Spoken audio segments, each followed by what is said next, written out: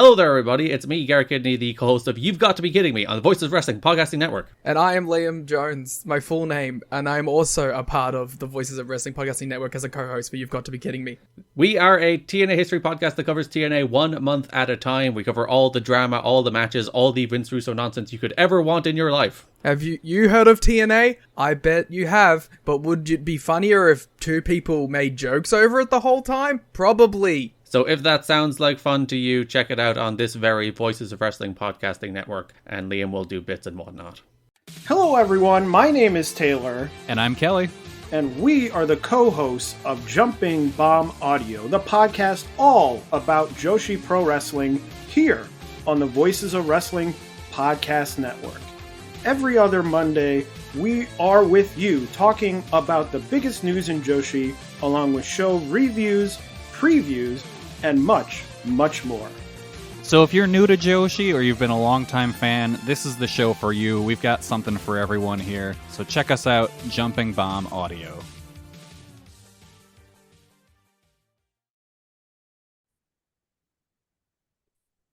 Hello, welcome back to the Gentleman's Wrestling Podcast. I am my host. How about that for an intro? I am your host, as always, Jesse Collings. Joining me today is Josh Nason. Josh is, of course, of Wrestling Observer Newsletter, Figure4Online.com. He is the host of Josh Nason's Punch-Out, which you can find on the F4WWON website in the podcast feed section. He's my neighbor to the north. He's a native of Western Maine. Josh, how are you doing today? Very good, Jesse. I'm glad to finally be on your show after you've been on my show gracefully so many times. And I should wish you a good hello, Gullo. Hello, Gullo. Yes. See, Brandon's dropping the ball on Hello, Gullo, because what really needs to hammer it home is like some elevator music in the background while Gullo tells us a story of his life, because people don't always get this on WrestleNomics, but Gullo has some hilarious stories from his life that he usually tells us either before or after we record, and I really feel like that should be shared with the world. He doesn't talk a lot on that show. He just kind of sitting there with a bow tie and kind of run the ship and all that stuff. Yeah, he doesn't really contribute that much. Well, there's a lot of stuff behind the scenes. I'm not gonna tell you he doesn't contribute, and part of that is strategic. It's hard to have three people talking at once on a podcast. And Gullo does a lot of kind of management and stuff like that. Like keeps control of the timestamps. He runs the chat room. He tells us when comments are happening. Reads things, that kind of stuff is more of his role. Since I've been on the show, of course, we're feuding in storyline. So do you know the origin of the Hello Gullo? I don't know. We were going to start with a Chris Gullo conversation. This is good. It helps the storyline along. I don't. I am sure I've heard it, but I actually do not. So Gullo's uncle owns a landscape, a hardware store. Yeah, it's like a garden. Yeah. It's like a garden center. Yes. And they have regional ads in the Buffalo area where they say say hello to Gullo's. And it's a commercial for it. And I guess they were airing it during Dynamite in the Buffalo area. So Brandon picked it up, and that's kind of how it started. But that is the origin of it for people who are not aware, or certainly not getting Buffalo, New York area cable feeds, which is where that commercial comes from. It's a very regional advertisement, but we all have our famous regional advertisements. No, we certainly do. Yes. Of course, in New England, we have many. I heard, speaking of New England advertising news, you know what? I got an email the other day that they're reworking the Water Country jingle.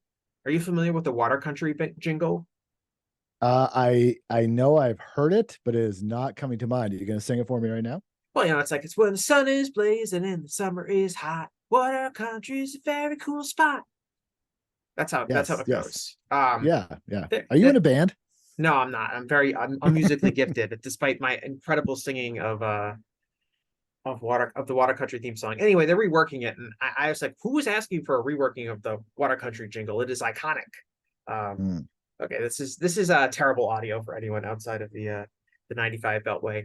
But the reason I had you on the show today, Josh, is because I wanted to talk about WWE in a positive light. And obviously, there's no way to look at WWE's business metrics without being extremely positive. If we look over the past year, pretty much across the board, they are up substantially from where they were a year ago. Look at live attendance is through the roof. I mean, I remember where WWE was probably having maybe like 4 or 5 Raw or SmackDown tapings per year that would get more than 10,000 fans in attendance. And now it's like if they don't get 10,000 fans in attendance, it's like a down house. The television ratings have gone way up, especially in the key demo. It wasn't that long ago where, WWE was in like the 0.40 range for Raw, and now we see them right around, 0.55, sometimes stretching as high as like 0.6, 0.7. We've seen that number. We've really seen their business just increase across the board over the last year. The only thing I think they're down in is YouTube views, which is kind of shocking, but I'm sure that has more to do with like videos being pulled and certain other metrics going on YouTube's end, because everything else is way, way up. And I wanted to kind of explore the multitude of reasons why we think that is. I think it's not an easy explanation, because like anything in an industry that's this diverse and this wide, there are a lot of factors in play. But I'll start with this, Josh. Just if I were to come up to you on the street and ask you, hey, I heard WWE's doing a lot better business-wise. Why is that? How would you answer that question? Because they have a pretty major storyline that's run for a long time that is got a lot of legs to it, a lot of tentacles to it, and has been well told, and one that seems cool, and it's very accessible. It doesn't involve really old people, so to speak, uncool people, to even Paul Heyman, even though he's at an advanced age, so to speak, not in the key demo, I would assume. He's kind of playing a part in this, but it just involves like really kind of like, yeah, it's a cool angle. And I think that's a big thing, especially when it comes to the elusive quote unquote casual fan that everyone's trying to get. I think part of that is this angle is something that if you're a wrestling fan and you're watching with somebody else, or they happen to come up in a conversation, someone's like, oh, what is this? I saw Roman Reigns was on this or whatever, or Uso or Usi or something along those lines. If someone was kind of outside our bubble was to bring it up, you wouldn't be embarrassed to talk about it. And I think that's a thing where it's very accessible. It has the soap opera elements, it has the physical elements, and it has these different elements that have not made it feel stale, which is unlike a lot of WWE angles throughout the period where fans just start getting shaved off, disengaged, disenchanted with Vince McMahon booking. I would say that's the top reason, is that it has a hot thing, and after a while, people just kind of get hooked onto it, and then they find other things, kind of like back in the Attitude Era when it was the Steve Austin run, and that was kind of your meat for the dinner. And then people are like, oh, what's this side dish over here? What's this over here? And they're willing to check other things out, and they find certain hooks that they like, and that becomes cool too. And it's just kind of the rising tide lifts all boats. And I think that's translated. We'll talk about, attendance, I'm sure, and things like that, but they have really been smart about where they're taking their monthly pay-per-views / PLEs to different locales in front of hot crowds that make it seem like it's a place to be and a place to be seen, as we used to say back when I used to work in pro sports. It's an event. People are jumping out of their seats. The first one that comes to mind is Puerto Rico. You look at the international markets, it looks cool, and that translates over. Whereas, a lot of Raws throughout the years and SmackDowns as well, people are just kind of like, I would say sitting on their hands, but basically just sitting and watching the show. And when they get to these big moments, these big punctuating moments, the emotion of the fans, you can feel it at home, and you feel it, and then it makes it feel like this is something that's kind of cool to be part of. So that'd be what I would start with. Mm-hmm. So you're really big on the Bloodline angle, really kind of driving this growth. Yes. What's interesting to me is that the Bloodline angle has been going on for years. We can go back 2 or 3 years and you could find, the Usos feuding with Roman Reigns. But it wasn't really until this past year, the past 365 days, where I would say like it really took off in terms of I think people were into it within the established WWE fan base that was watching week to week anyway. But and people were into kind of Roman's heel turn right from the get-go. But it really wasn't until about a year ago where I felt like it really turned into like a historically memorable angle, in the sense of this will be an angle that I don't want to say like it's the greatest angle of all time or all that's compare it to the NWO and stuff like that. But at the same time, I do think in like 10 or 15 years, we'll be remembering, oh, the Bloodline angle as like this historically important angle. But it took like a couple years for it to kind of get that way, which is really interesting. I don't think we've really seen anything like that in pro wrestling. If you wanted to go back and compare, it's like the NWO. Like the NWO starts off really hot. It stays hot for a long time in wrestling terms, but eventually cools off.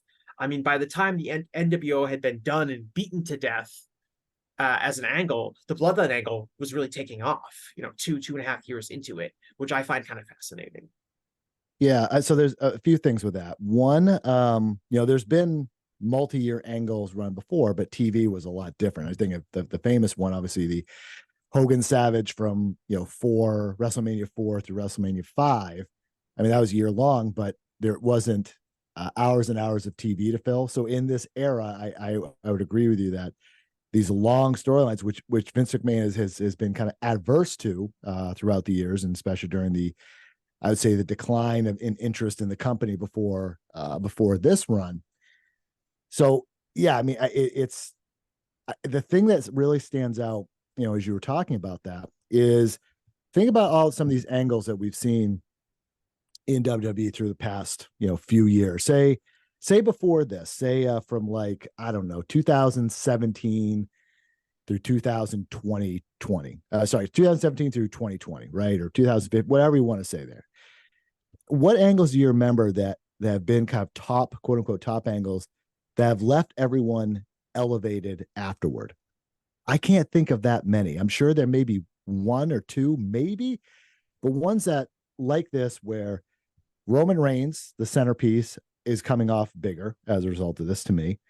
Both Usos as a team, and then also individually, especially Jay, I think, is going to be the one that really benefits the most. I think that's clear.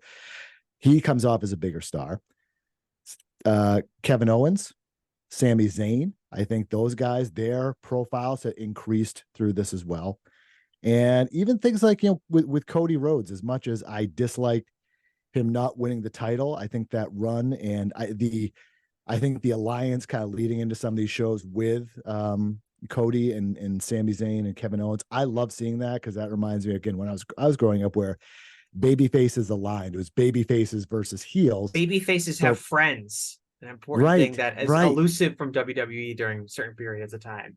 And they don't like AEW, I think, tends to overdo it, where every single person, no matter where they are, needs a friend or multiple friends. And I think that waters it down. When WWE, you don't see that. And we hadn't seen that in really like forever, like a real, like, top guys getting together and being like, this is not good. And we're going to fend off these heels, right? Just that kind of guttural feeling of where we came from, or at least I came from as a wrestling fan. So I feel like everyone is just elevated through this. And it's not just a case of I think of all like the big Brock Lesnar matches. I don't, I'm just using an example. I don't feel like out of any of these, like there's been guys that have come out of being like, this person feels bigger as a result. It was always just kind of like, Brock kills someone and we move on and that's it. And on to the next. And it's just kind of like, meh, that's one of the things I think really stands out, is that other people feel bigger. So that when they go to other angles, they go to Raw, so on and so forth, they kind of bring that momentum with them. That's something we just really haven't, to me, we haven't really seen it felt like guttural felt in a long time. I think you touched on something really important there, which is I think WWE's done a much better job in the last year or two of presenting and booking baby faces in general. I think that's something that they've really struggled with over like the last 10 years. And I do think, especially with the way, since they brought back Cody, which would be, WrestleMania last year, I think the way Sami Zayn kind of took off, and I think you can look at the way the Usos are presented now, that baby faces are being presented in a stronger way. It's not all heat on the babyface, heat on the babyface, heat on the babyface. You mentioned like babyfaces have friends, which was often a problem in WWE, which is the heels all had a bunch of friends and the babyfaces were losers that had no one that wanted to help them, so they kept getting beaten up by the army of heels each time. I think that especially with a wrestler like Cody, and I would say the Usos are close to this as well. I just think their promos are a lot better in coming across as more natural. That probably has to do with maybe less Vince involvement, which we'll get to, and I think is like the major factor in WWE's improvement over the last year. But I just think in general, like baby faces come across as better. And I think that plays a role in, even though Roman Reigns has held the title for a million years and he's not really putting people over, people are still feel elevated when they interact with him because they come across as organically good performers and people that the fans want to get behind, in a way that was kind of elusive to WWE before. Yeah, I think I know you are a big Ken Burns documentary watcher now as a subscriber to PBS after they knocked on your door, PBS Passport member. But yes, I'm a PBS Passport holder of proud New Hampshire native, by the way, Ken Burns. That's right. Do you watch regular, scripted TV shows? You're a regular TV watcher? I don't watch a ton of scripted television, but I do watch, I probably watch like one show at a time. Okay. That makes so sense. What are you watching right now? Or what's the one that comes to mind recently? I just finished The Bear. Great. So The Bear, the perfect yes. example. Outstanding show, both seasons. Great. FX, Hulu, wherever you want to watch it. I would highly recommend. When you watch those shows, do you find that you have rooting interest for certain characters on those shows? Yes. On that show? Yes. Yeah, of course, right? And other shows you've watched throughout the years, probably very similar, where you have a kid, there's a connection, an emotional connection, a feel where you're like, I want this person to do good. Like when Marcus went to, I believe it was Amsterdam, or not Amsterdam. He went to Copenhagen. I was about to bring it up. I was like, yes, in that episode, I was rooting for Marcus. I was worried that something bad was going to happen for him, but I was like, right. When it ended, I had a big sigh of relief. I said, this was such a pleasant episode. Exactly. And that's spoilers on The Bear, by the way. right. Not major ones, but it's good. But that's the whole, people, may connect to Sydney or to Carmi or Carmi's brother, his cousin. And like, the point is that no matter any of these shows, I watch a lot of scripted TV have throughout the years. And the thing makes a good show, a big thing makes a good show versus a bad show is your connection to the characters and whether, frankly, you give a shit about what they're doing, what their lives are like, what they're like. Are you invested in the story? And that's one of the things that, talking about baby faces that again, that they've really kind of got back to. You can see it with some of the, the Santos Escobar, Rey Mysterio stuff. And, the Rey Mysterio, the ultimate baby face going against the dastardly son, Dominic Mysterio. That was a nice kind of another thing as I think is kind of elevated up to that. When you have so much darkness, you have to have the light. You think of any type of science fiction, but like pop culture movie, like your Star Wars, all your Marvel shows, things like that. There's good going against evil. So you most people root for the good. They want to see the bad guys get theirs and so on. Or if you're seeing, again, Marcus trying to figure out how to cook and things like that, you want to have a rooting interest. And that's where, with the whole babyface thing that WWE has finally kind of come back around on, that was missing for so long was like, I just don't want to root for these people because they're weak baby faces. They're just not like, they don't give you that instant, non-smooth fit. This is why you should be rooting for me. It's like Cody's a natural babyface, and having him in, you immediately like, I'm with this guy. I like this stuff. Kevin Owens and Sami Zayn through this Bloodline feud, the same thing. People like that. You like to like them, and that's a good thing. Because it creates that balance and it creates that kind of that interest, that hook that they've been just missing for so long. And historically, WWE has been a babyface territory.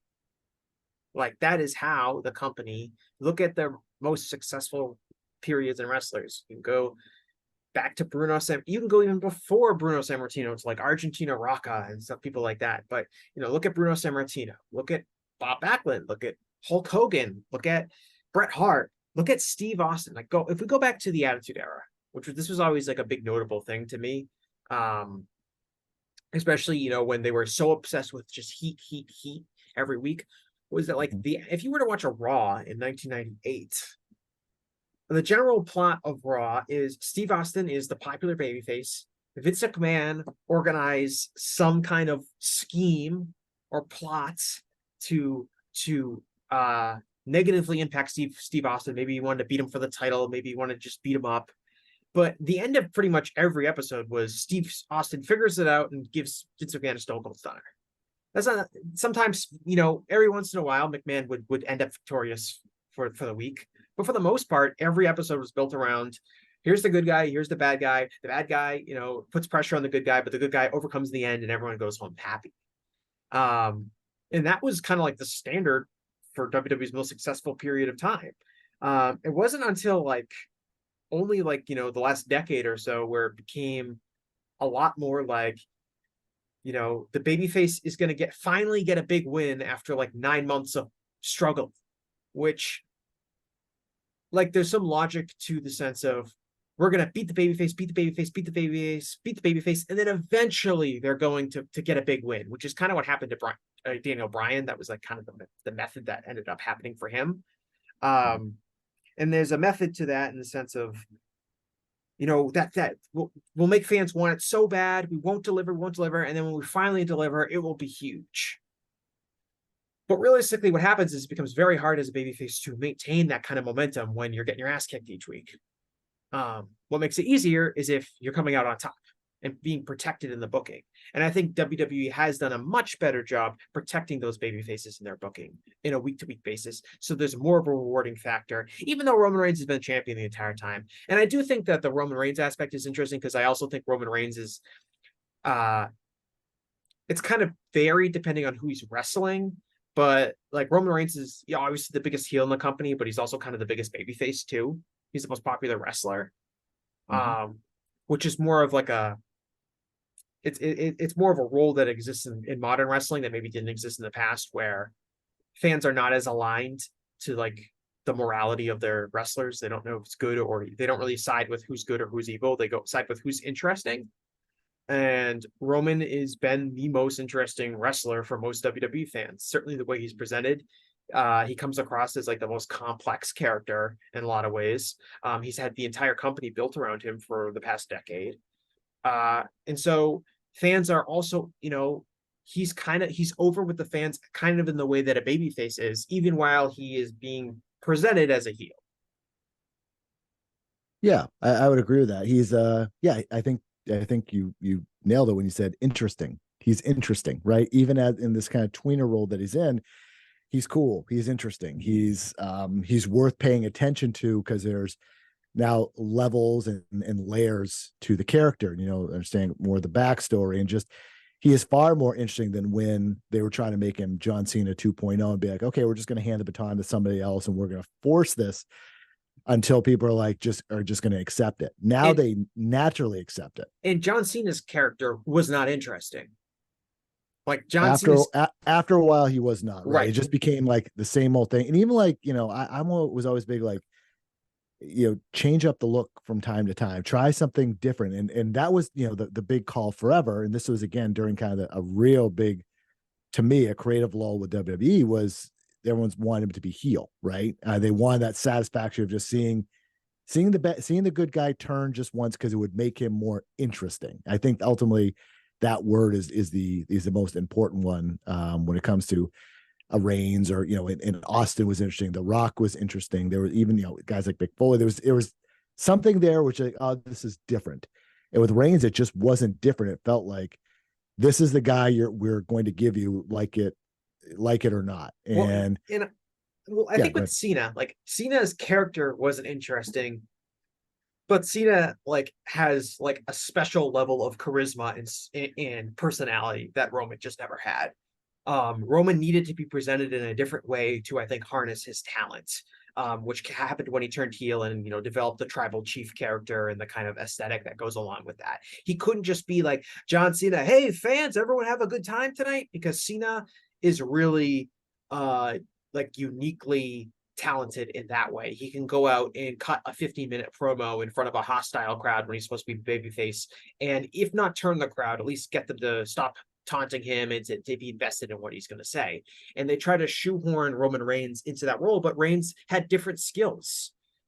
He didn't have the skill set for the Cena role, and I think that's part of the reason he was struggled to get over for so long as a top babyface. It wasn't until he found a more fitting role for what he could be good at where things really took off, and now you can see where he is now.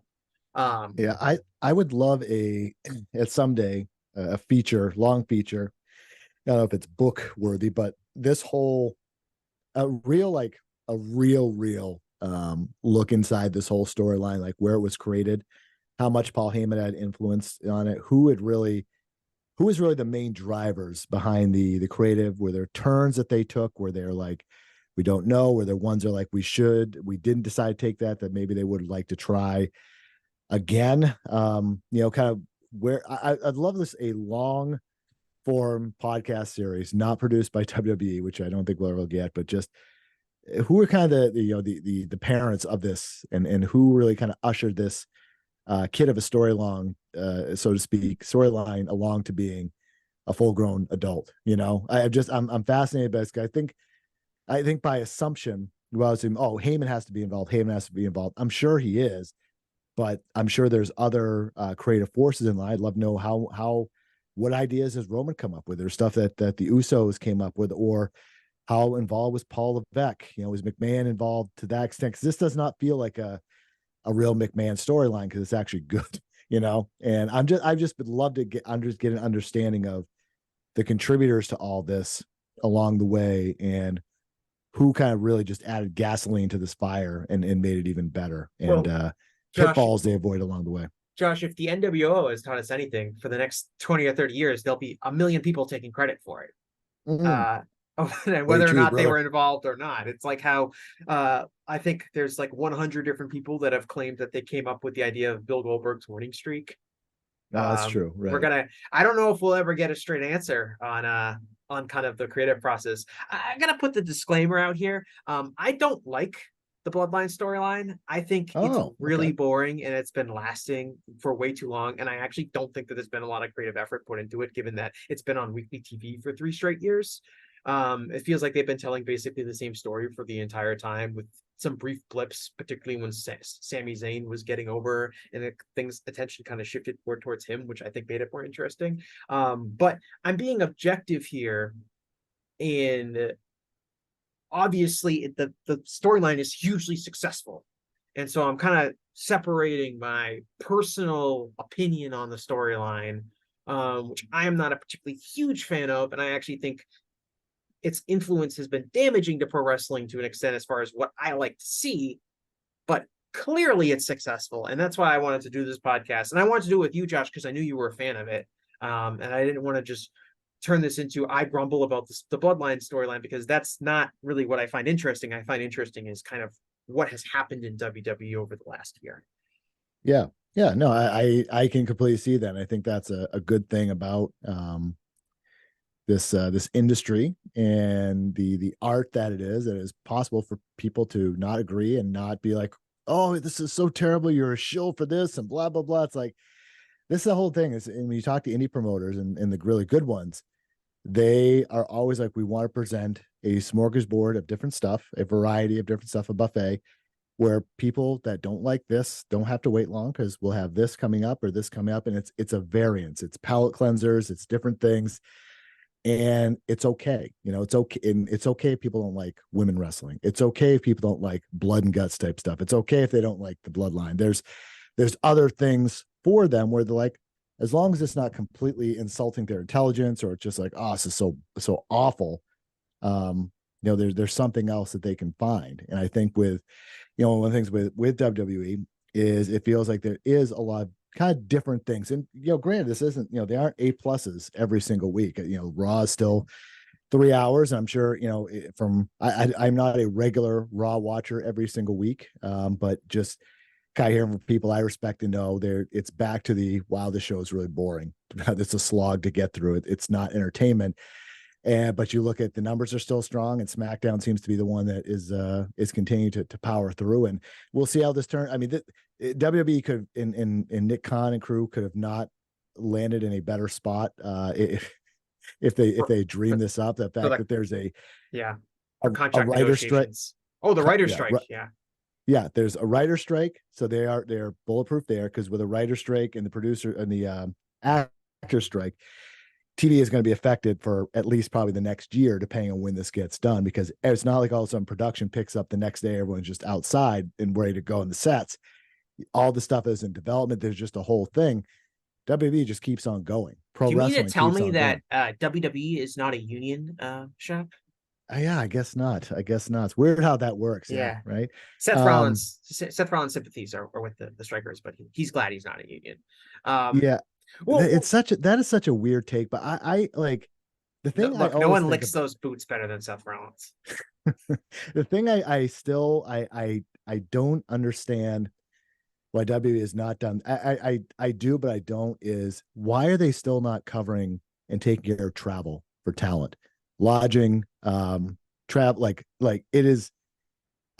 You've talked to, and I remember Bailey briefly brought this up, and it's probably like electroshocked when she got back. But like, for a company that makes this much money, is going to make probably a lot more in this next round of deals.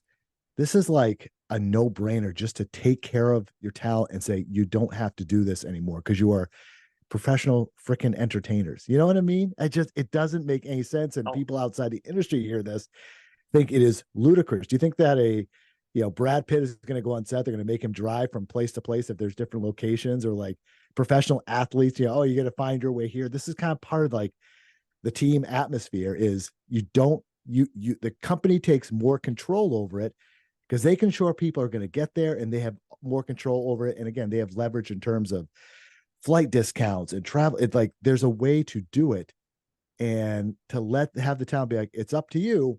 It's such a bad tradition. It's such a bad look. It's 2023. It's time to like move past this and take care of your people. Not even being a successful entertainer, like anyone that's ever had to travel for work, for the most part, your company will either arrange it or at least reimburse you for it. When I have to travel for work, like I have to drive somewhere to cover something. Every month I fill out an expense report.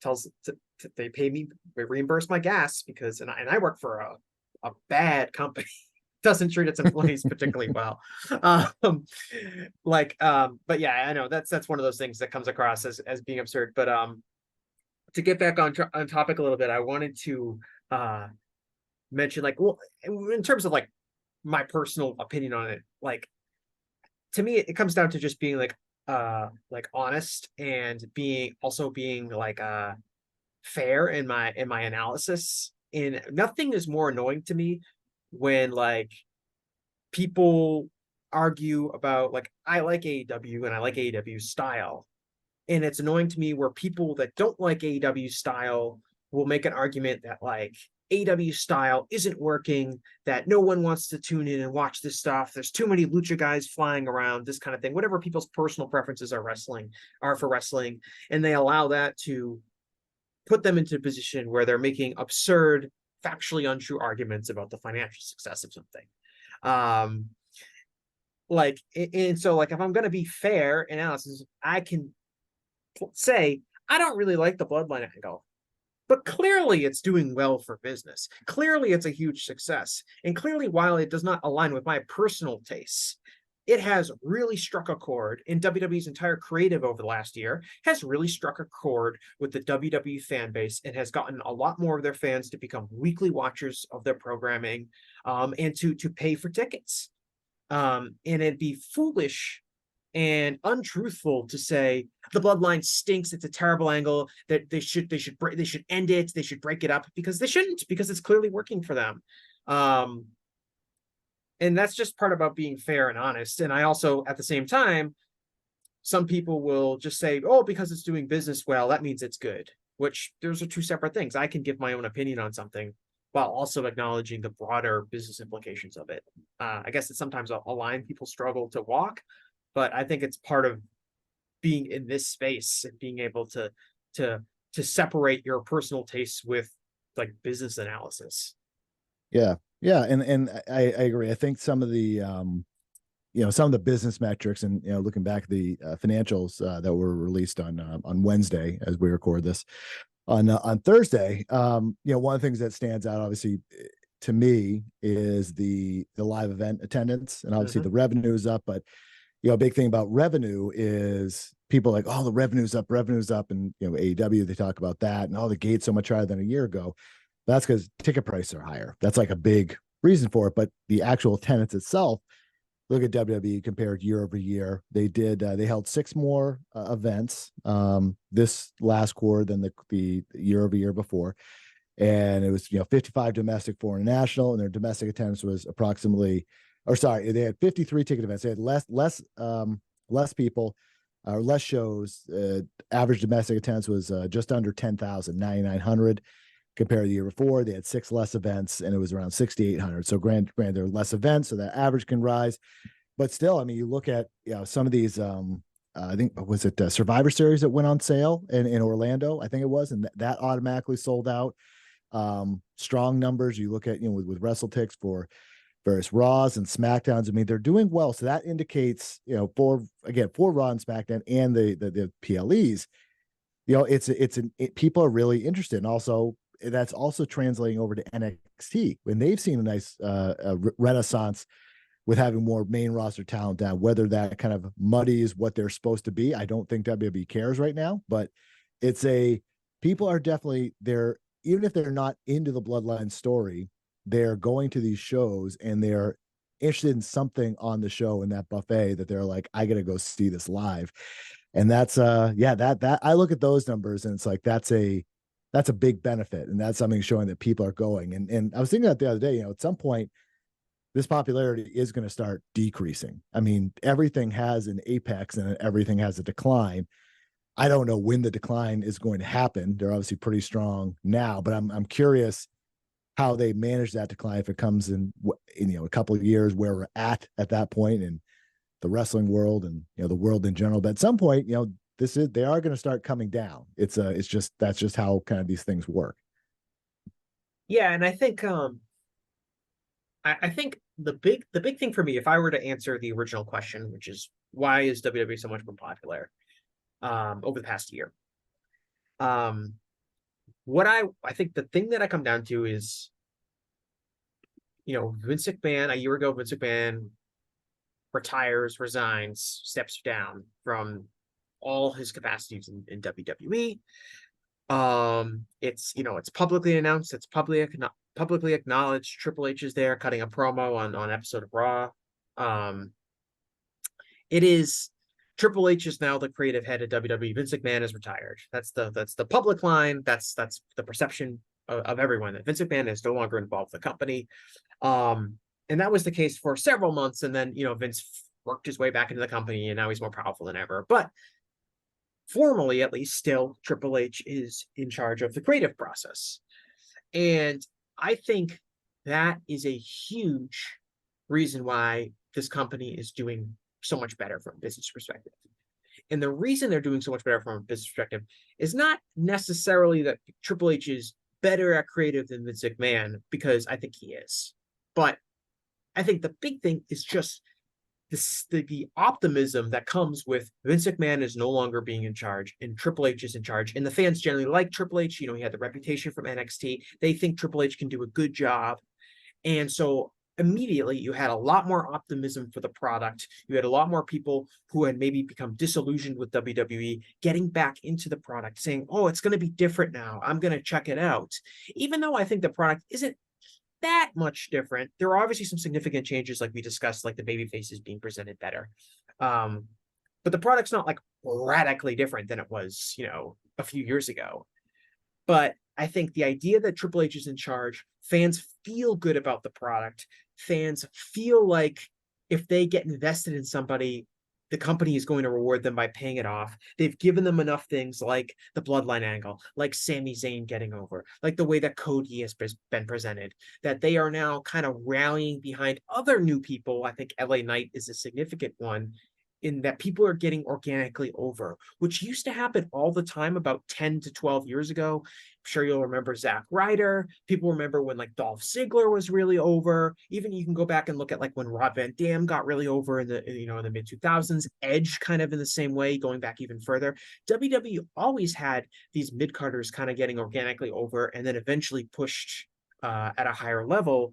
But at some points, the company really they ended up burning enough bridges there. They ended up pushing Zack Ryder off of the stage in a wheelchair, and they ended beating Dolph Ziggler unceremoniously, and all these other things that happened to people that started to get organically over. Fans lost that enthusiasm, lost that optimism, lost that investment in members of the roster, and they turned into a really apathetic crowd.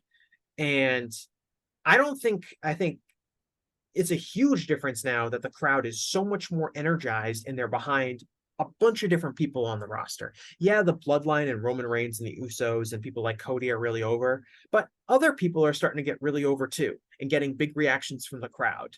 And I think a lot of that comes from the fan base feels like wrestling is going to be in good hands. And they had just lost that by when Vince was in charge, and you can't blame them. Vince, there were so many dropped angles, momentum opportunities to push someone new where they failed, pushing Roman above everyone else as a stale babyface for year after year after year. All of that just led to fans, tuning out of the product literally, but also just, even if they were going to the shows, not making a ton of noise. And I think that's totally changed with Triple H in this position that he's in now. Even if Vince is meddling backstage, even if Vince is still ripping up scripts, even if Vince is, still making key creative decisions and calls, the fan base feels like the company is in much better hands with Triple H, as the formal head of creative. And I think that has led to a lot more positivity, which in turn has led to a lot more investment, which in turn leads to a lot more interest. And you've got people who are watching the TV each week, tuning into the pay-per-view events, going to live shows. All of those positive metrics are up because fans feel optimistic and positive about WWE. And they really didn't, in the last few years before Vince, formally resigned. Yeah, I think that's definitely an undeniable part of it. Again, it's just a question of how many of the WWE fan base is active on Twitter and kind of understands what's going on. I think most of WWE's fan base was aware that Vince was no longer in charge. That was a major, major news story, and Triple H came out. Stephanie McMahon led a thank you Vince chant on SmackDown. Triple H came out on the television. Like I'm not saying every single person was reading the Wall Street Journal article and stuff like that, but I think pretty much every fan knew that Vince was no longer in charge. Yeah, you think like more than 90%? More than 90? I don't know. Probably not 90, but I would say like more than 80. Okay, interesting. Yeah, I don't know the answer. I don't know the answer to that. Cause we're so in the bubble that when people talk about AEW promotion, WWE, certain news and things like that, I think of like, well, how many of these people are actually, I think we assume everyone's on social. It seems like it is, but there's really not, if you look kind of the general population. But I think to your point. Well, you have to look at Josh. You have to look at who did they lose over the last several years. Like if you look at their ratings decline, it was really heavily in 18 to 49, and that's who they've gotten back. I think the people that are the reason the ratings are up, this past year over the last several years is because I think people that had tuned out of the product over, 2018, 2019, 2020, 2021 came back. And that fan base is probably more online or more, at least on social media. I mean, pretty much everyone under the age of 50 or 60 is on social media in some regard. And yeah, I think there's a few things. I think it definitely has something to do with it in terms of plugged in fans for sure that felt say lapsed fans, to shout out to the Lapsed Fan podcast. But I think there was certainly a revived interest. I know I felt it because I'm like this for people that kind of know that that WB creative was stale, and the fact that you had the guy that a lot of people blame for that out of there, I think that certainly was like, it add that element of what could happen now. And that's a big factor in terms of, I mean, Tony Khan has built part of his company on like the big announcement, the suspense, what could happen now? Surprise, surprise, surprise. And that's a big part of, that was a big part of it. I mean, look at, who is Triple H going to bring back? What are the quote unquote wrongs that he's going to right in terms of releases? And you start to see those time after time. And however, they're all over the product now, right? All the people he brought back. Yeah. I mean, that's the thing is you look at those, the people had the meme of the Thanos glove and all the, the Johnny Gargano, Bray Wyatt and all this stuff. I think if you look at that group now, it's like, what happened? I'm sure I think if you got them in a candid moment and a off the record moment, I'm sure a lot of them like, we thought this is going to be a lot different. And it has to be discouraging. They're getting paid, but there also has to be part of that where like we thought this is going to be different. It's not. You look at some people that signed like Eric Young, who never even made his, he wasn't going to be a big name and everything like that, but he never made an appearance for the company. Vince came back. He's like, I don't want to do this. And, the Lanny Poffo getting paid and never making an appearance. Right. Exactly. So yeah, I mean, I think there's definitely a big factor in to your point, the fact that things are paid off now for the most part. The Cody non-win at WrestleMania, a big kind of side note from that. But there certainly is it feels different. The long title reigns, which I think a lot of that is done to erase the past. That's been a big WWE thing forever, is now, and who gives a shit about the past unless you're trying to sell the network. And it feels that there's fresh matchups. There's, and I look at things like, the Royal Rumble, just talking about the men specifically. This is kind of feeling when I was growing up, when you had two wrestlers that had never touched before, never went face to face. And I think you have a little bit of that still. You look at things like the Royal Rumble, and that kind of leads me to think like, have faith in like there's bigger stuff, down the road they could still do. I think people would be very excited about a Gunther Brock Lesnar match, for example. Who knows if we're ever going to get it, but I think you have those little interactions, minglings where it's just like, oh man, we could see this someday. There's guys. Yeah. I think that there's talents there that they have really got behind that are younger, kind of newer talents, and they've really stuck with them, and things to your point, they've paid off. Back in the fully Vince era, I don't think Rey Mysterio would have ever gotten a win over Dominic. It would have been something that just wasn't satisfying, didn't have that moment. And you saw it happen, and everyone is better as a result of that angle and how things have gone. Everyone, I don't want to say Ray is fully elevated, but he kind of maintained his status. He got the revenge. He got that moment. Yeah, I mean, there's only so much. There's only so much you can elevate Rey Mysterio. He's Rey Mysterio, right? But at least he had that babyface moment that we talked about at the top of the show. So yeah, I think the Vince being gone thing, it definitely is a major piece of that pie. And again, when I think you kind of saw some of the reaction online when it was real that, he was kind of getting back into things, just this groan of just like the Raw after WrestleMania. Yeah. It's like, we're doing this again, and you can kind of feel his influence and stuff. And that's going to be, the big fight. I'm really interested to see what happens when the merger happens later this year, assuming it does, is how, I'm sure the structure will stay the same, but what are the expectations of Vince McMahon at this point? And I don't know. I'm cautiously optimistic for them. I think they're going to do fine money wise, but the more he gets involved in creative, the more we've seen, how much can the success and the wave that they're riding sustain him being back in a creative role, an influential creative role. How much can that kind of offset things? I think that's going to be a fascinating thing over the next couple of years. Well, and the public line for WWE has been really to downplay Vince's role in WWE, especially in the creative process. Remember when he was first backstage? Oh, he was just there to see John Cena. He came up to see John Cena, like, oh, he wasn't wearing a headset. He was just, talking to people backstage. And then he was wearing a headset. It's like, oh, he wasn't really doing that much stuff. He wasn't like talking to the commentators. WWE, from a PR perspective, has kind of really downplayed Vince's role as a creative head in the company. And I think part of that is because they know that they're benefiting from the idea that Vince is not having his fingerprints all over the product again. And you think about that with other entertainment properties throughout the world. If a famed creator contributor came back, and would there be that level of like, oh no, they're back, right? And this is outside like, scandals and things like that, but just from a, wow, they've really lost their fastball. I mean, you think about, you mentioned like WPR doing their best to dissuade people from thinking that he's really kind of involved and back. Just think of that. This guy's been so synonymous at WWE, but he is so like, everyone's kind of like so over him that they have to be like, no, it's not a big deal, not a big deal. Instead of being like, yeah, no shit, he's back. He's Vince McMahon. Of course he's back. He's gonna make the product better. The message is, oh, don't worry about it. He's fine. Triple H is good. He's good. Triple H is still calling the shots.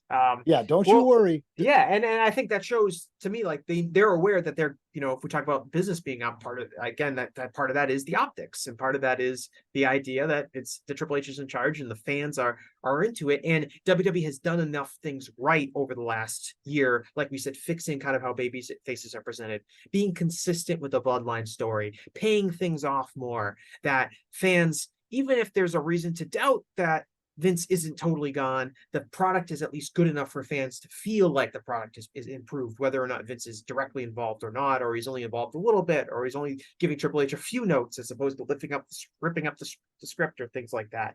The company has been good enough to satisfy fans who might be feeling a little bit curious about what Vince's actual role is. And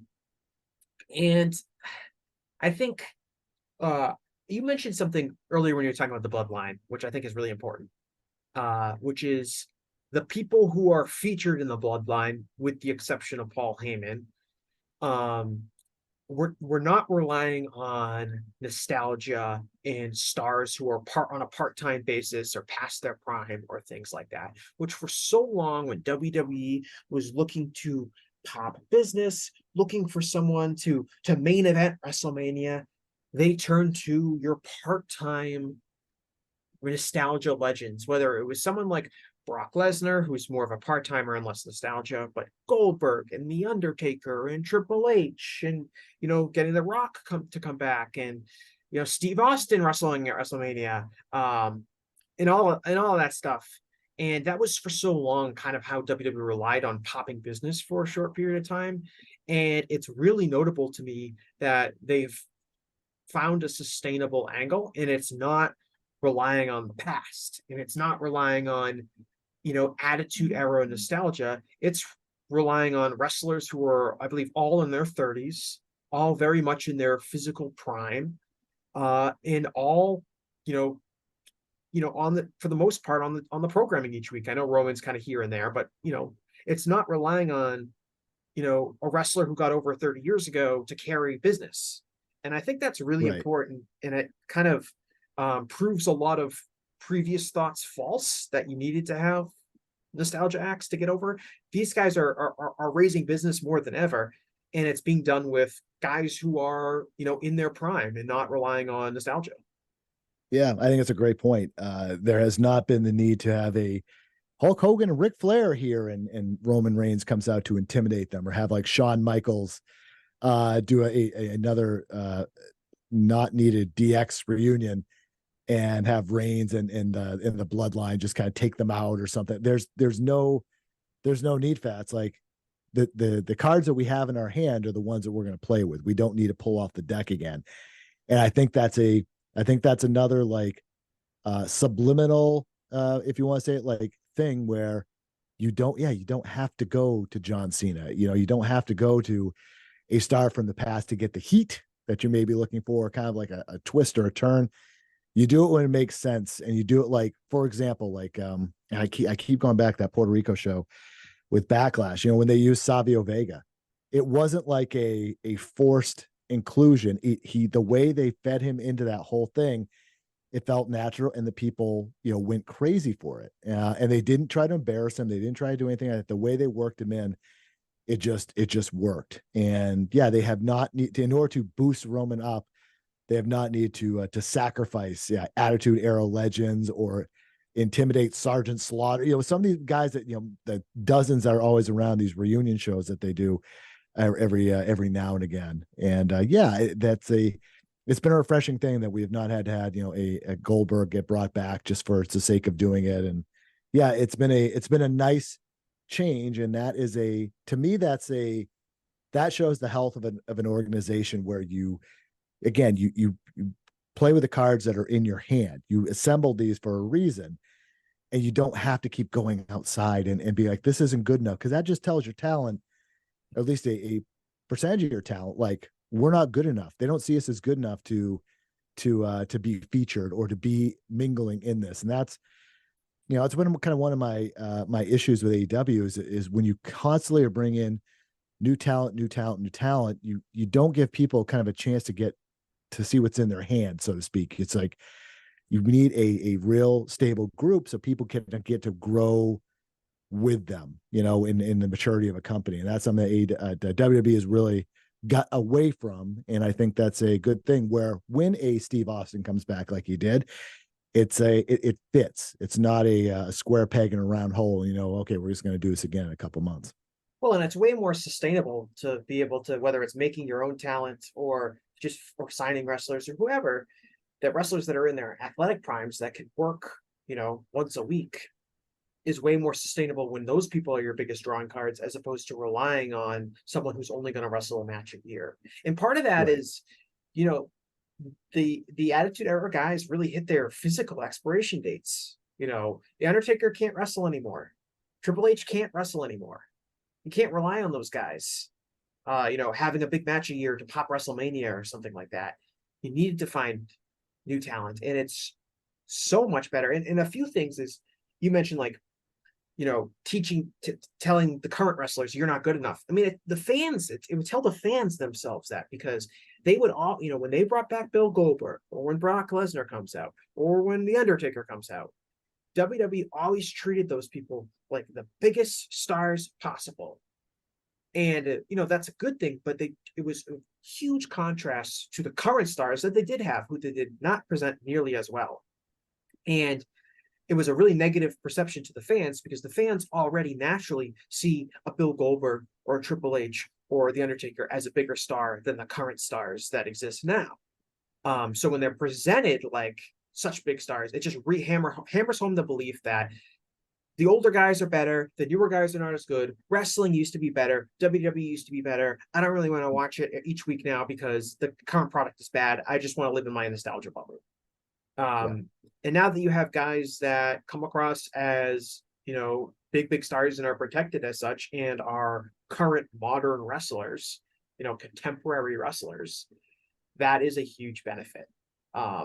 It's interesting. We're talking about the history, or I was talking about the history, and how WWE wants to kind of erase it as best they can. It's interesting that they like history when it serves them best. The nostalgia acts, and that's the way that they used to be. And like, we'll pull from the past, but when it comes to respecting the past, like, we don't need that. It's just, they use the past to bolster up the current in a negative way. At least that's how they did it for a long time. And it's interesting. And I had not thought about that, how they have not kind of done that. And again, to your point, they condition a lot of fans, like, the past is better. The Attitude Era is the only thing that matters. And so many fans already think that. Right. Like, so many fans already have that position where, this thing I liked when I was 19 and I watched Steve Austin, give The Rock a Stone Cold Stunner. Those fans already think that. So when they're presented as such, it hammers that home. Even people that are my age, I really do not remember the Attitude Era. But people my age will be like, oh yeah, it was better when The Rock and Steve Austin were around. And I was like, well, I was 4 years old when that happened. It's not like I have childhood memories of that, but it's just been hammered home for decades that was the peak of professional wrestling. And there's 10 million podcasts and YouTube series talking about how that was the peak of professional wrestling. And everyone seems to agree on that. It just kind of hammers it home. And then when you watch the WWE product, and it's always like, focused on how great that time period was, and the wrestlers from that time period are the biggest stars on the show, it just kind of continues to really send that message home. And it becomes so much more difficult for wrestlers now to stand out. They have so much working against them. Yeah. I mean, that was one of my eras. I'm a lot older than you are, but I mean, I was in college during that era, and it was cool because people, again, it was a pop culture thing where your hardcore wrestling fans were having fun with it, especially the Monday Night War between the two companies, WCW and WWE. But also like people that are watching it were like, it felt cool, it felt edgy and different. All the different superlatives that have been seen in the various WWE produced shows and all this stuff. And at this point, it's kind of talked to death.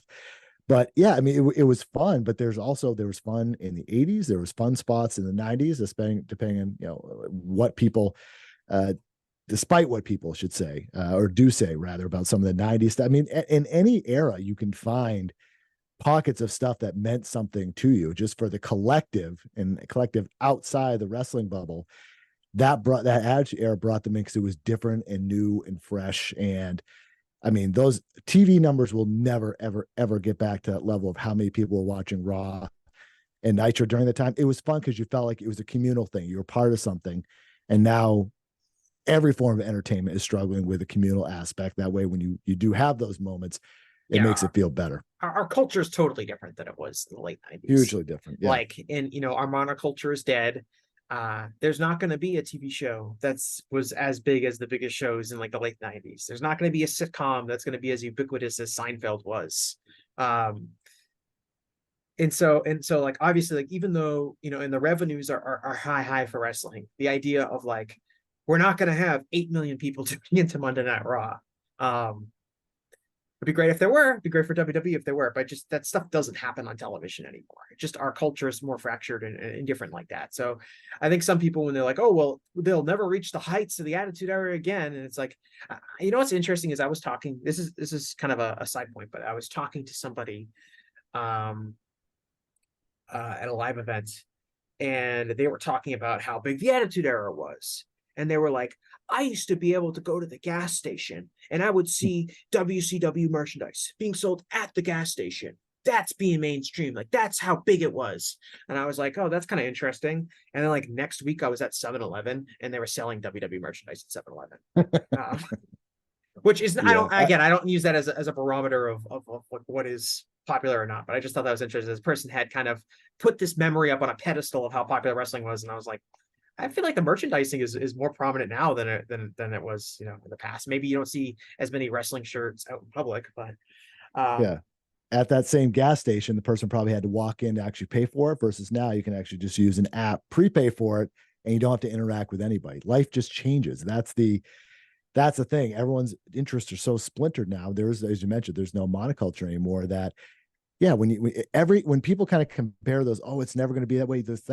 That's a person. It's going to be hard to reach with anything. The always. That's true. I'm never walking into gas stations unless I'm buying like a Gatorade or lottery tickets.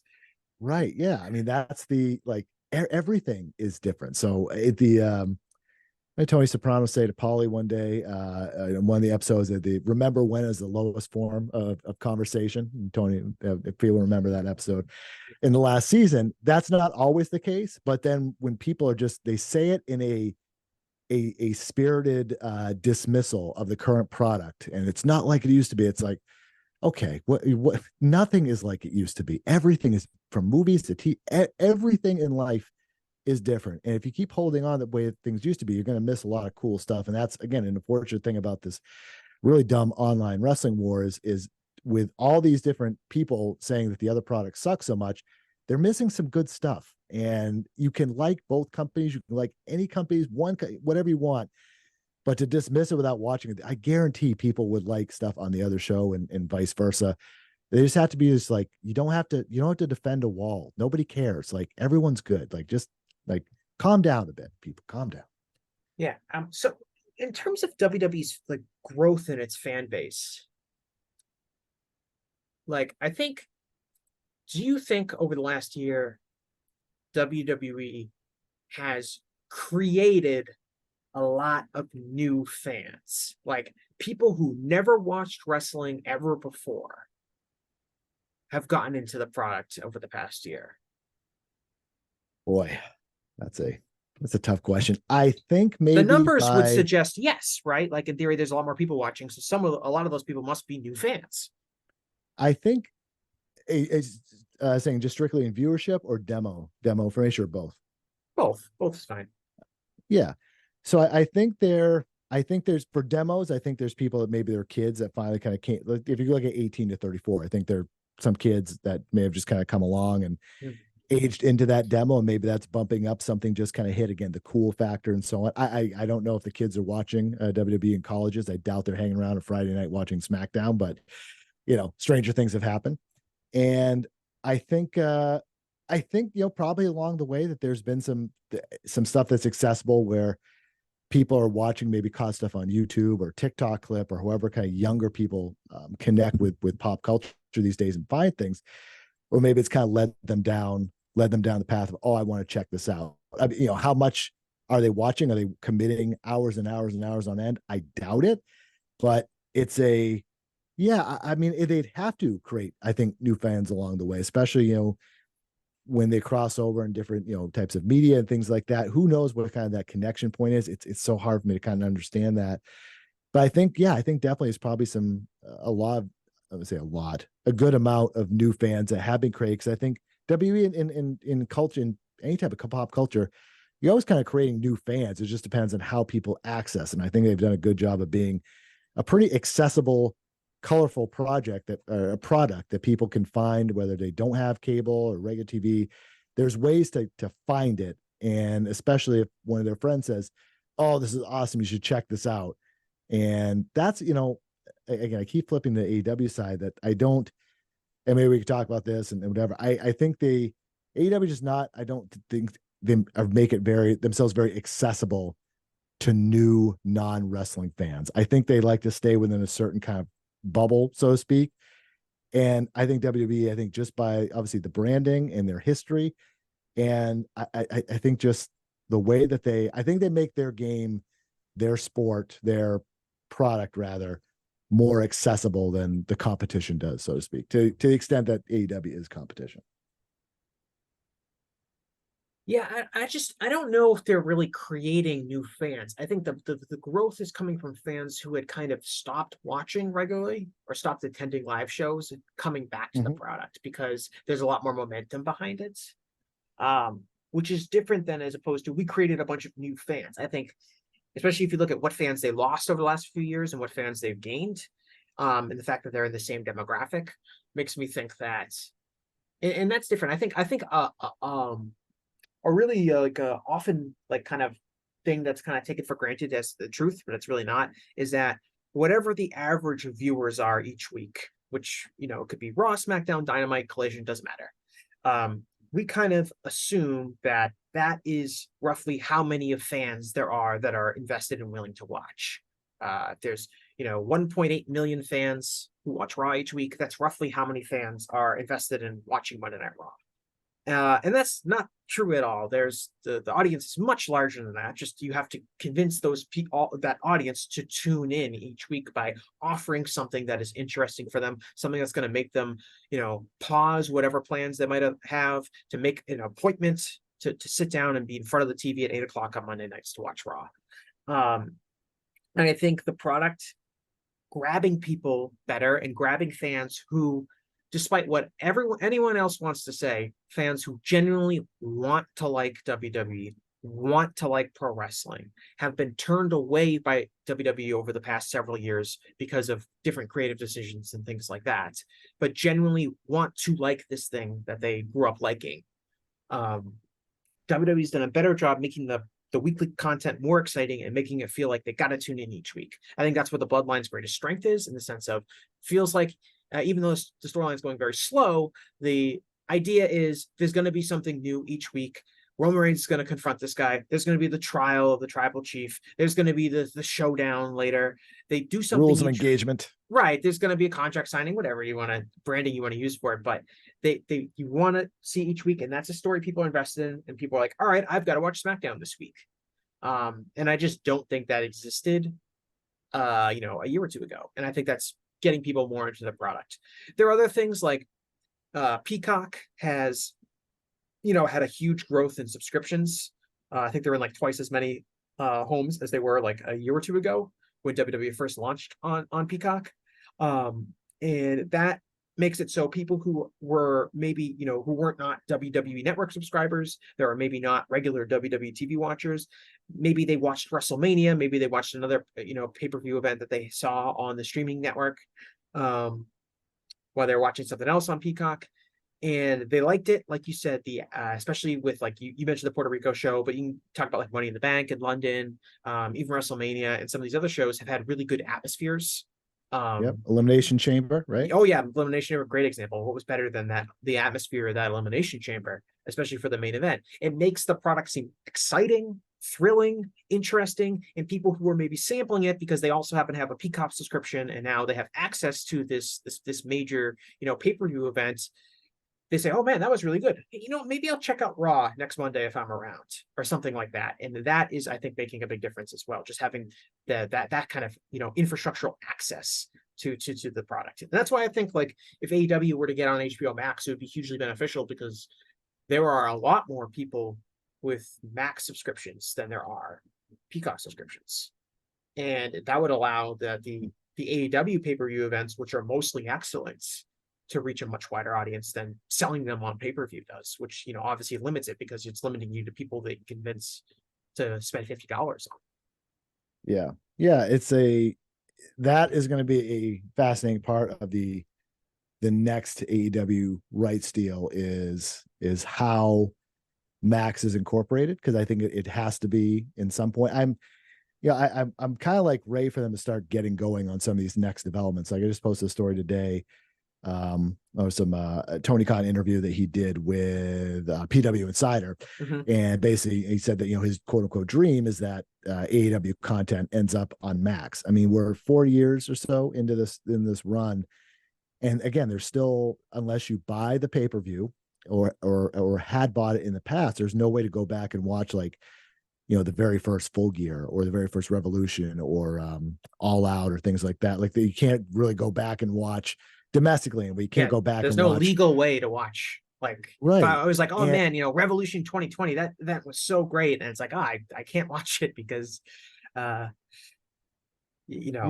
no access for it, which is really absurd in 2023, given what we have access to. Like, if I wanted to watch a TV show that was really good or a movie, I'd be very easily able to watch it at any time. And that's the thing I don't understand about why some of these things take so long. Because if this was, if this was a WWE, they would be this would be like they would have packaged this up already and figured, okay, we're going to do our own direct service, or these things that I don't understand why they're taking so long. And I know that this exclusive deal just happened, but they could have done this a year ago. They could have started doing some stuff on the same technology that they bought from Sinclair that they're using for Ring of Honor's streaming library, which I think was kind of a Trojan horse into thinking, can we do this? How hard is this to run it ourselves? Like this is from a fan standpoint,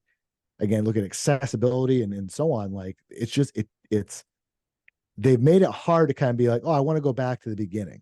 And some people might do that. I don't know what extent, but there's things that when it comes to kind of like how the business is run, I don't fully understand why certain things take as long as they do. And I don't know if a monologue by Tony Khan trying to answer a question, which you don't really get the answer. I don't know if they'll actually give the answer. I thought that All In was going to be the first voyage on Max for AEW, because they never announced how you're going to watch it for a long time. And now they're doing back-to-back pay-per-views. We assume that have they, and I'm trying to think, has All Up been officially announced as a pay-per-view yet? I think it has, right? Or someone has reported that? I honestly can't remember, but it would seem likely that if All In was going to be on pay-per-view, All Out would be as well. I've heard that although this was not advertised during Dynamite, which I would strongly advertise it if it was the case, that there'll be some sort of discount where you can buy both for a discounted price. Yeah, I don't think they said that last night. They did not say it last night. I've just heard that is an idea, and I'm saying if that is the case, I would be advertising that a ton because you'd get a lot of people buying both. Right. Yeah, it's there's just and I think Brandon Thurston was talking about this with John. I think it was him. Might have been someone else. There's just a lot of mystery around how they do things, and they kind of holds fans at arm's length, and it seems for a company that was very embracive of fans and embraced kind of like you're along with us for the ride. There's definitely been, and I think every business this happens at some point. UFC, this happened as well, where you're kind of like, we don't need to tell you all this stuff anymore. Yeah, And well, then I mean, there's still a lot more transparent than WWE. To yes, use an example, like eventually, the bigger your business gets, the more closer you have to hold things to the vest, I think. Yeah, but however, we can get some insights from the investors' calls and get a little bit deeper in the number. We can talk about tents. We can talk about Well, they're a publicly traded company, so yeah, that's a huge benefit of being able to do that. So yeah, it's just a, you know, they, to me, like, you got to have a deal in place by the end of the year of some sort of streaming plan or something. And because you're talking about max and accessibility, like, it's kind of like at this point, there's what is taking so long, right? It's a long time that international fans have access to this stuff on AEW Plus. It's just it's strange. It's strange to me, and I don't know if it's strange on AEW's part, David Zaslav's part, or somewhere in between. I'm not really sure. To talk back on WWE, I wanted to bring up this kind of last point in terms of like this current period and what sustainability looks like for them. I feel like the Bloodline angle is probably going to keep going, and I don't really see a reason for why it would start to cool off over the next few months if they do keep it going. But in the long run, you know, if we acknowledge that, you know, it's the Bloodline angle that is really carrying things at the moment, certainly on SmackDown. I would say on SmackDown, it definitely is, because it takes up about an hour of SmackDown each week. And SmackDown ratings are very good, so clearly it's hard to argue that it's something else on SmackDown. But what comes next? What comes in the future for WWE?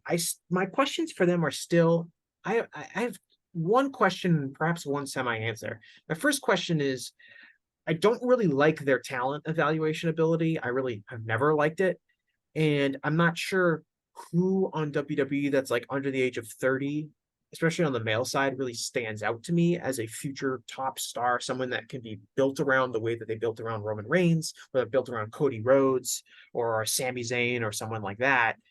And so that would be like, if we're looking at sustainability long term, where is that next generation of stars coming from? But part of me also thinks that maybe it doesn't matter.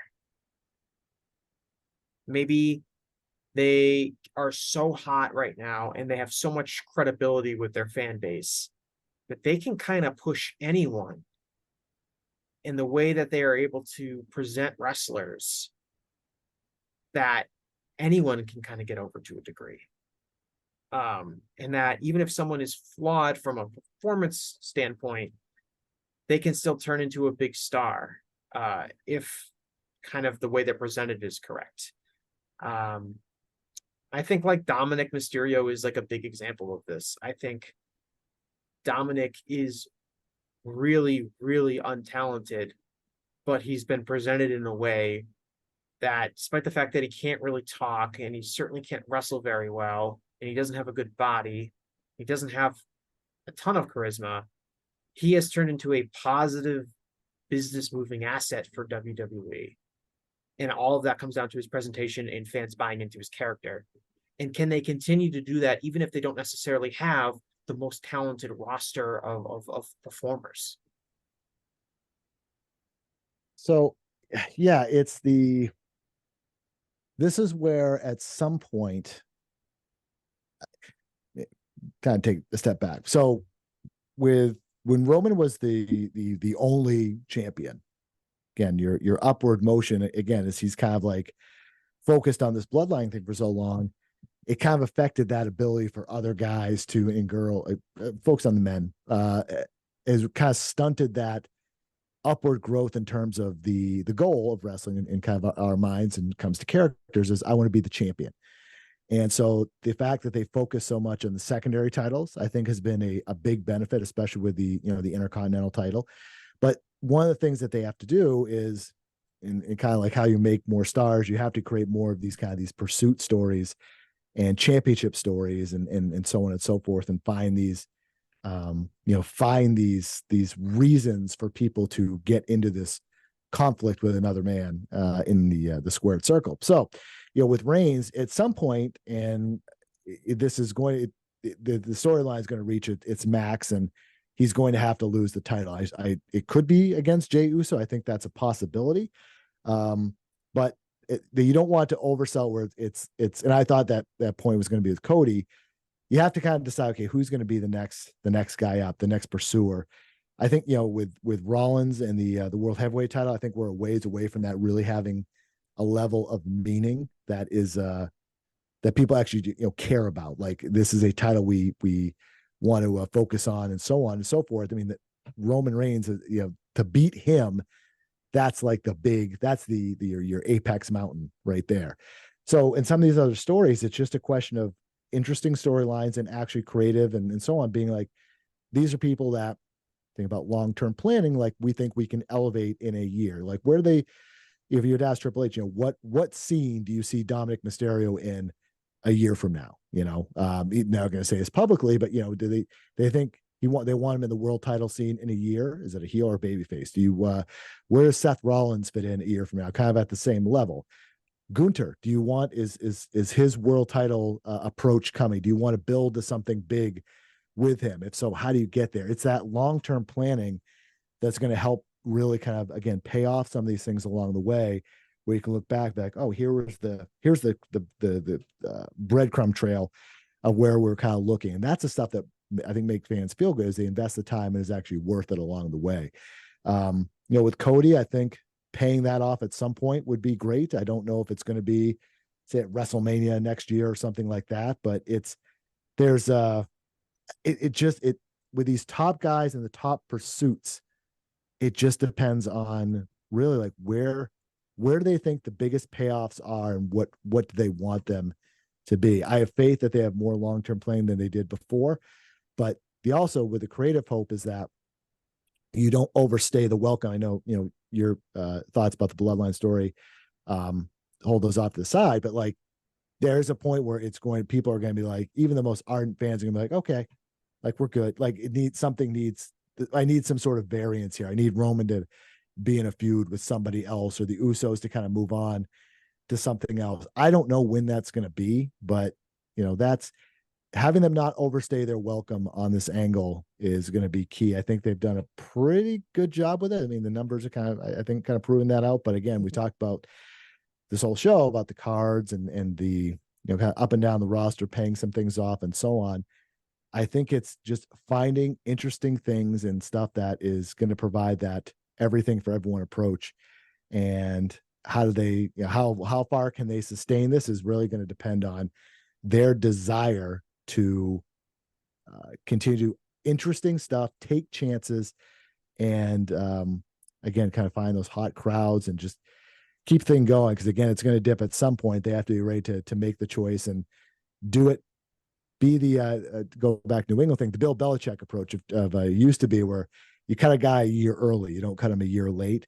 They have to be ready to cut something early and then be ready for the future. So it's not like you finally have Cody win, but if it's already on the downturn, it doesn't have that same effect as when you're kind of at the top. Yeah, and you never really know. Like, if it was up to me, I would have ended the Bloodline storyline like 2 years ago. And that would be really that would be really foolish, right? From a business perspective. The length of it has kept it has kind of, it's built up so much momentum now that its length is a huge part of the story.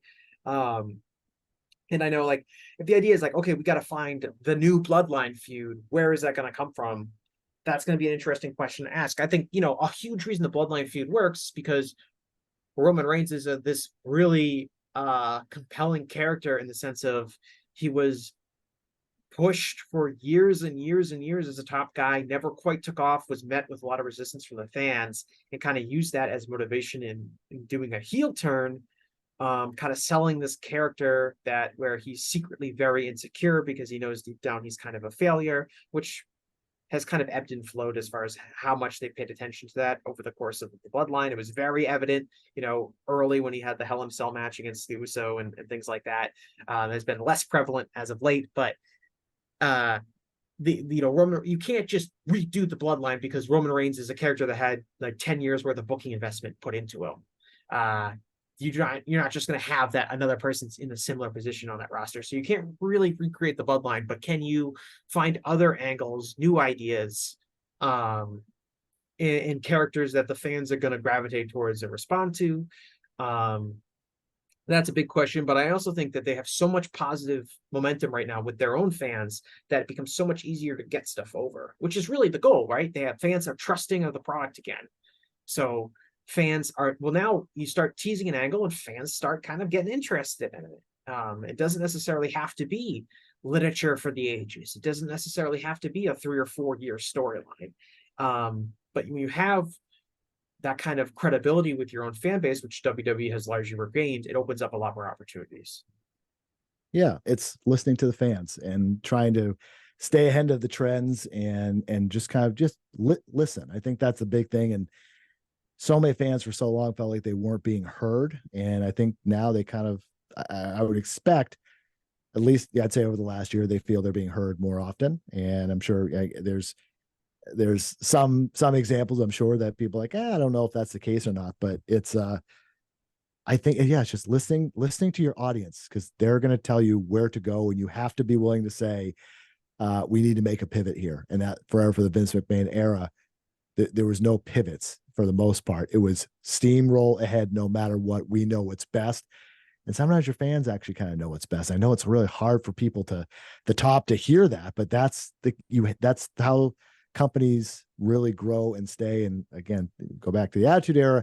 They're listening to fans because their fans were eating up no matter what Austin and McMahon were doing. They just kept feeding that train, and they got away from that. And the past year, we talked about a lot, is they've got back, it seems, to like, we give a shit what the fans think. And that's a feeling that it feels like the time is invested and you feel part of it, even though you're really not part of the decision making, Yeah, I mean, WWE had a whole era where they really openly had disdain for their own fan base. They would mock fans who were too invested in the product. They would. Can you imagine that? Isn't that the craziest thing? You would have Michael Cole saying they're instinct. Michael Cole having to say that they're in Bizarro World anytime the fans, cheered who they wanted to cheer and boo who they wanted in Toronto, to boo. Yeah. It started in Toronto, but Bizarro World was a rapidly growing market. It suddenly spanned, the entire Northeast at one point, and into Chicago. But you had Triple H doing me and my friend Mark aren't going to watch any more promo, all of this stuff, and for a long time, they dedicated a ton of time to like the company itself being a heel, the WWE, the authority, the company itself was a heel. I always thought it was alarming anytime someone would come up into WWE and they would cut a promo being like, I'm gonna change everything about this place, and like fans would all cheer like that person was a big baby face. And it's like, if you were a fan of something and someone said, I'm gonna change everything about this place, would that person be a heel because they're changing things of this thing that you like? But the fan, they had positioned the company and the authority within the company as heels, both in storyline and in real life. And it was so negative for like getting people over and treating the fans better. And they're in a much better place now. And I think that's really ultimately what leads to this growth, is getting that trust back. Yeah. It's an underrated part of the story is fans actually feeling respected and cared about. And I think that's and when you do that, they tune in more and they come back to live events and they'll pay more for your product. It's amazing. You got it. Seems simple. Seems like pretty basic customer service, Josh, but not just WWE, and many, many different outlets in wrestling history that has eluded them. Yeah. Companies in general. I thought this was going to be one of the benefits of social media and Twitter, especially in the early days, where brands could actually know what their customers were talking about, thinking about, and could address complaints. It felt like a real fresh thing. And then everyone started complaining, and then they're like, this isn't so great anymore. We're going to go back to ignoring people. Yeah, well, your feelings get hurt. Very true. Yeah. All right, Josh, you got anything you want to plug? Is there anything else? Well, I mean, we've talked for a while. Is there anything else that you want to talk about, AEW wise, or anything else going on? I know you talk a lot on WrestleNomics every Sunday and on this podcast. Anything else that's got your mind? I got any quick fire topics I want to do? Let me think. I'm trying to think what I've been thinking about the last few days. I'll say I think I said this on WrestleNomics, and it improved a little bit on Wednesday, but I still think there's a lot lacking. for the fact that they sold 80,000 tickets, or are going to be around 80,000 tickets distributed to this Wembley Stadium show for AEW, I think it's been like really poorly promoted in the sense of we're only a few weeks away. We finally got our main event on Dynamite was announced, Adam Cole versus MJF, which I think is going to be a big match. So that's good. But I do feel like this was a real opportunity for AEW to hammer home that this is going to be the biggest wrestling event in like the history of pro wrestling, and that every single wrestler should be vying to try to get on this card. The wrestlers themselves should be talking about it the way MJF and Adam Cole talked about it, the way they talked about like this historic event. They just want to have the greatest match ever on because it's going to be the biggest event in wrestling history, and kind of really hammer home how important the event is.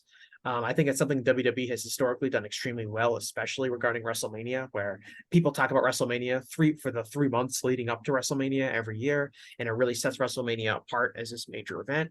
And I feel like AEW has the perfect opportunity to do that because they are going to have a gigantic, incredible, sized crowd in it. I'm sure the visuals are going to be spectacular, and just the sea of people watching professional wrestling at Wembley Stadium. And they haven't really seized that kind of level of promotion. And I'm sure the show will be good. I'm sure the show will be entertaining. I'm sure when we get there, it will be satisfying. But I'm concerned that they haven't fully capitalized on the opportunity to really brand All In as a signature event and really sell this as a historic moment that you absolutely have to be a part of if you're a wrestling fan. Yeah, I would agree. And actually that's got me thinking throughout the week. Just kind of like it goes back to my comment earlier about not making things accessible to new fans. It feels like they are content when it comes to announcing for shows. And I don't necessarily know if this is right or wrong. And I think the fretting at sometimes with people like, oh, the pay-per-view hasn't come together until like the last week or 10 days. AEW fans, I would say for the most part, they're going to buy the show when it's announced because there's only 5 pay-per-views a year right now. They're like, we know it's going to be good quality and we're in. Like there's no wiggle room unless for some reason they can't watch it. I think that's why those numbers have been very consistent. The numbers that have been reported by Dave and Brandon and other people that generally, they fall within a certain range. I think that that's good. But the one thing is you don't see them increasing. You don't see them continually going up 10,000, 20,000 per show like they were, say, with, Punk and so on, when he was first in. And again, there's a few weeks to go. It's kind of like, what are you waiting for? What is the drawback of putting this stuff out there a month or even maybe, 6 weeks in advance, or really making it an integral part of your show outside a scroller in a quick ad read during it. I mean, yeah, it's August 3rd and we have one match. I'm sure things will come together quickly, but sometimes when things come together so quickly, you don't have the angles don't have time to really kind of marinate of just like, oh, we're going to see this because this is because of all these different things that have happened, really kind of hit those go home shows to really kind of drive things home for the 850,000 people or so that they're watching Dynamite. Those conversions, like you want those people to be, I'd be like, why are more of these people not watching? What are we not doing to convert them? And I think that's like a big question. I think there is some of that where they don't on-ramp people the right way in terms of getting them to really build that fever pitch of, I need to see this. And and a part of me wonders if they care. Right. And I say that, and obviously they want to grow revenue and all that. And that's a big part, but I just think they're so focused on like the TV stuff and they have their achievement already just by the fan base in there. You want to deliver a good show, but I think those fans are going to be happy no matter what. I wonder if that type of thinking exists of like, we can have a whole card released 7 days before. It doesn't matter because the people are there and people are going to watch. We have them. So we're just going to kind of slow play this because we have to figure out 2 straight weeks of pay-per-views, which is it's also just kind of the schedule. I'd love to get Truth Serum and Tony be like, how this come together. It just happened to be the date because I don't think it was a strategy to put back-to-back weekends in there of pay-per-views. I think that's a kind of a tough ask, but again, it's you're right. They have not made it. They've made a big deal of it to our bubble, like we know about it. But in terms of getting the outside fan to be like, this is going to be a spectacle you cannot miss.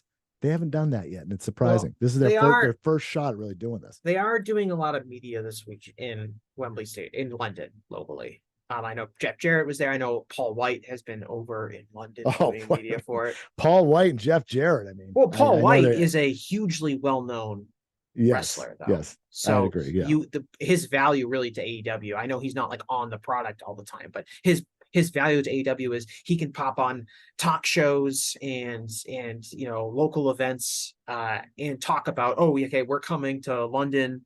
This is going to be at Wembley Stadium. Like obviously, and people know who he is. He's probably one of the, I don't know, if you consider him an active wrestler, he's probably one of the 5 to 10 most famous wrestlers in the world. In terms of just people being able to recognize him. They might not know his name. Really? They might not know his interesting list. Well, I'm talking about, like, I'm not saying he would draw a ton of money, but just as far as like, I think way more people would know who the Big Show is than like Seth Rollins, right? Mm-hmm. Yeah. So I'm just talking about like, and like I think like people who aren't even wrestling fans know who like the Big Show is. Because he's the Big Show, he's a gigantic man. But that's neither here nor there. I think my issue with All In is not even that we don't have like a whole card of matches announced. It probably would be better if they did. But that's not, I think like their style for AEW's promotion of its pay-per-view events is often like, we're going to announce a lot of the matches like the last, in the Dynamite before, and then so do a quick build kind of while it's fresh in everyone's mind. Which you can debate is whether that's successful or unsuccessful. There's probably merits, strengths and weaknesses to it. But my issue is like, really, we're a few weeks away and we don't really have like a creative direction for a lot of these guys. Like, who is Kenny Omega going to wrestle at Wembley Stadium? Or the Young Bucks or the Elite? Are they going to have a match? Who's CM Punk going to wrestle at Wembley Stadium? Who's Chris Jericho wrestling at Wembley Stadium? Maybe something involving Daniel Garcia or Sammy Guevara. We don't know. We don't have those clear directions, because oftentimes with AEW pay-per-views, even if we only get the matches formally announced a few days before the event, we basically know what's going to happen on the show. It's just a matter of time of them getting to the storyline point where they're actually going to announce the match. But people who are watching the weekly product can see where this is headed. And that just isn't the case with All In. It just seems like we don't have clear directions for a lot of these guys, and the clock is ticking. We've got 3 or 4 more shows to go. It's going to be, I think, really interesting to see how hard they're able to promote this. Yeah. And it's absurd to say it's a poorly promoted show when you look at the business it's done. I just think they haven't capitalized on an opportunity to brand All In as the biggest show of the year and have this be an annual event, draw 80,000 fans every year instead of just this one. I don't think they think it's the biggest event of the year. I think and that may sound crazy to say. I don't think that they haven't acted like it is. No, they haven't. Yeah. I mean, Tony Khan has said it's going to be the best show in their history, but Tony Khan said it's going to be the biggest wrestling event in history on Wednesday night, which some people will be like, oh, again, that's not the biggest wrestling event in history. But I'm like, good. The promoter should be saying this show is going to be the biggest event in history.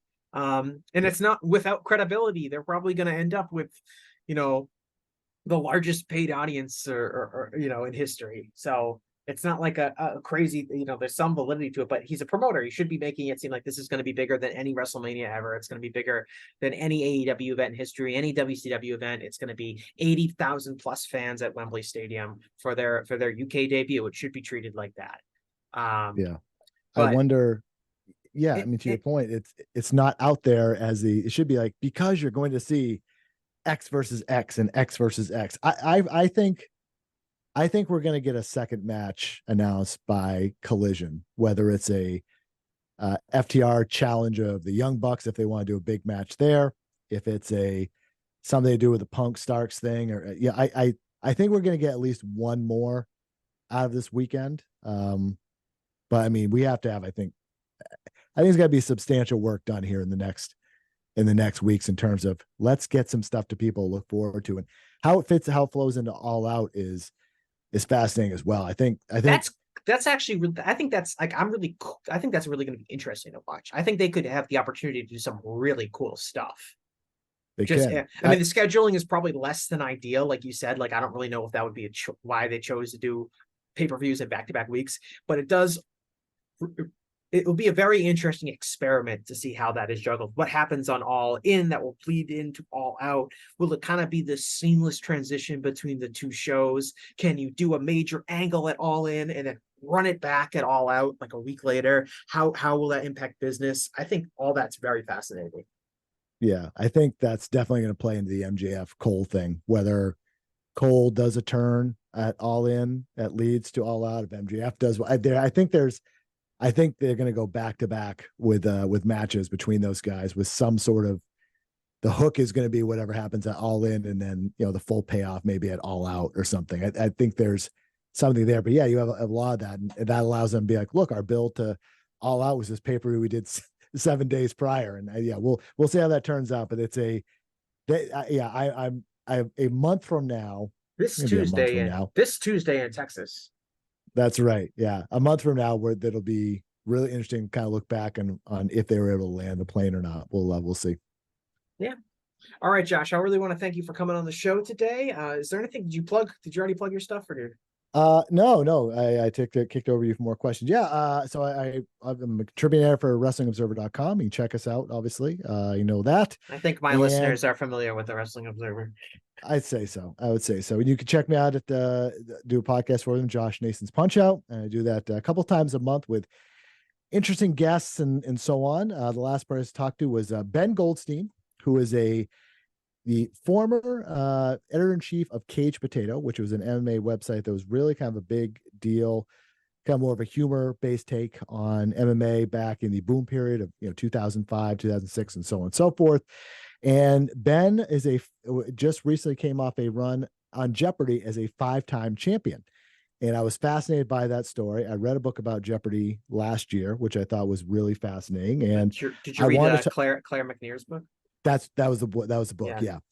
So I'm not like a huge Jeopardy fan, but I was very kind of interested in how everything works. So yeah, Ben and I talked for an hour. So that's available for free on the website. And yeah, just kind of interesting conversations about things that we kind of take for granted in the pro wrestling space, institutions and so on and so forth that exist, and kind of getting in the weeds a little bit. Indie promoters, how things are going, former personalities that have not out, so things like that, which are kind of just part of there's a lot of choices in people's podcast days, right? I mean, so I want to do something that's a little bit different, not just a recap of Dynamite or Raw or something like that. I want to do something that's a little bit different. Yeah, no, and I have been a guest couple times on the show. Yes. I know. I was thinking of this. I'm like, this is Josh's first appearance on my show, and that's a bad job on mine, because you've been very courteous with your platform. Welcome me onto your show several times, and I know there's been plenty of people on the Voice of Wrestling Network that have also appeared on Josh Nason's Punch Out before in the past. So there's a lot of crossover appeal between the two brands. We're gonna have a Survivor Series match this November. My biggest fear, I watch Jeopardy pretty regularly, and I'm pretty good at trivia. But I always have the fear of Jeopardy. Like I would never be able to I'd be way too nervous. I would blow it very quickly. My big fear is it's going to be like the final Jeopardy question is going to be like professional wrestling or something. It's going to be the category, and I'm just going to totally choke. And it would be like embarrassing, because people at home would be like, "Oh, Jesse's going to nail this question," and it's like really easy, and I just blow it because I'm too nervous. Exactly. Yeah. That's your scarlet letter for the rest of your professional life. Yeah. It's going to be like, who body slammed Andre the Giant in front of WrestleMania 3, which like would be maybe like a real Jeopardy question that they would ask, and I would somehow manage to get it wrong. All right. Well, thanks a Well- lot, Josh. Thanks a lot, everyone who's been listening, and I'll talk to everyone again in a while.